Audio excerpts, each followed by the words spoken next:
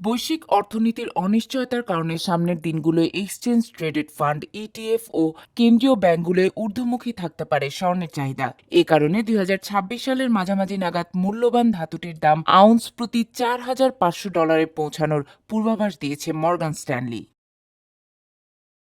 যুক্তরাষ্ট্রভিত্তিক বিনিয়োগ ব্যাংকটি জানায়, সাম্প্রতিক সময়ের মূল্য বেড়ে যাওয়ার কারণে স্বর্ণের বাজারে অতিরিক্ত ক্রয়চাপ তৈরি হয়েছিল। তবে এখন দাম কিছুটা কমে আসায় তা তুলনামূলক স্থিতিশীল অবস্থায় ফিরেছে। ব্যাংকটির বিশ্লেষকদের মতে সুদহার কমার সঙ্গে সঙ্গে স্বর্ণভিত্তিক ইটিএফে বিনিয়োগ বাড়বে।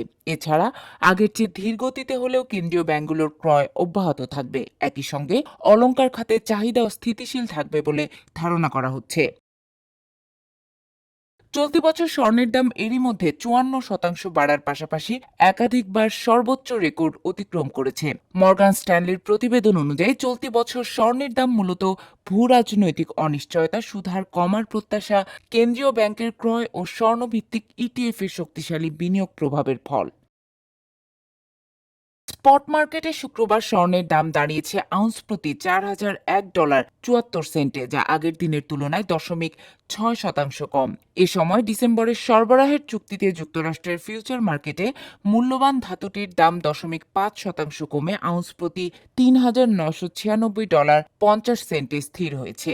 ফেডের ক্লিভল্যান্ড শাখার প্রেসিডেন্ট বেথ হ্যামাক জানান, তিনি গত সপ্তাহে সুদহার কমানোর সিদ্ধান্তের বিরোধিতা করেছেন। তার মতে মূল্যস্ফীতি নিয়ন্ত্রণে রাখতে ফেডের এখনও কিছুটা কঠোর অবস্থান বজায় রাখা প্রয়োজন।